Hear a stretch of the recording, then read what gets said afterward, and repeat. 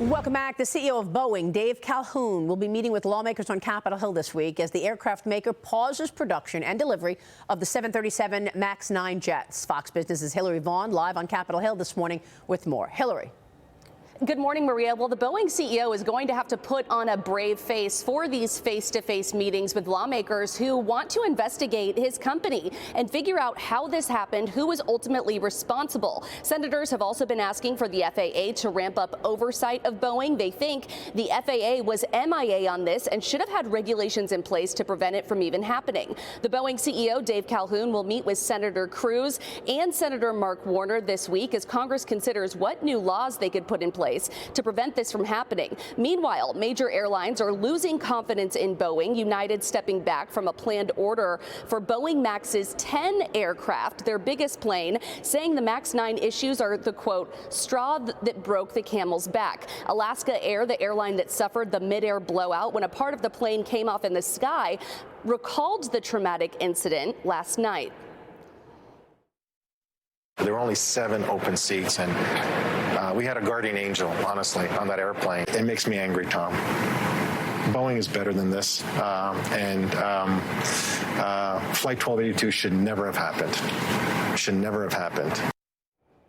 And that's not the end of issues for Boeing. A Delta flight aboard a Boeing aircraft lost its nose tire moments before takeoff in Atlanta over the weekend. So more plane parts seem to be falling off of Boeing planes. Not good news for Boeing, who is really trying to rebuild consumer confidence in its airplanes. Maria? All right, Hillary, thanks very much. Hillary Vaughn on Capitol Hill this morning.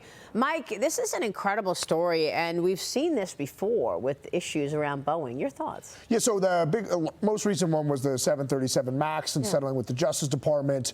But there have been process and quality control issues with Boeing going on for almost a decade now. So what was once a great company, I'd still say in a lot of respects it is a great company, but there's something going on with management there. And it's, I liken it to what happened with Wells Fargo. Once the account opening scandal came out, again, almost a decade ago, bank hasn't been the same since. Boeing stock continues to recover every time one of these things hit it, but there is something going on there that didn't exist prior. Yeah. And it makes you wonder, like, this is a top-down problem, similar to ones that have happened at Target. Some of these other major companies, there's a problem there that these headlines keep happening. Yeah, how do you see it? Well, I am long Boeing, and it's not been an easy ride. Yeah. I will tell you, one of the theses that has served me well over time is, quote, when great companies stumble, ... you buy them. Boeing certainly fits that.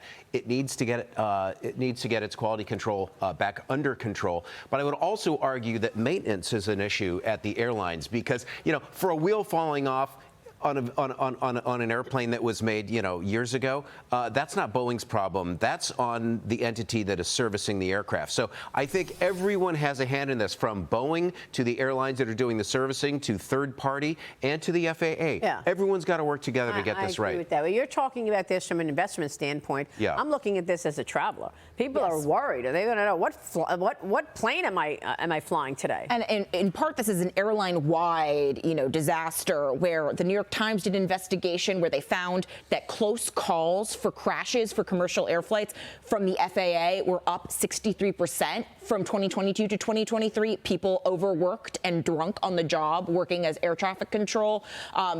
Airline ticket prices, they've increased even faster than generalized inflation, right? But Boeing specifically, part of its issue is that it's not a free market, right? Boeing, Airbus have basically duopoly control, and Boeing's been losing control of the market, even though it's at this point almost a government company, right?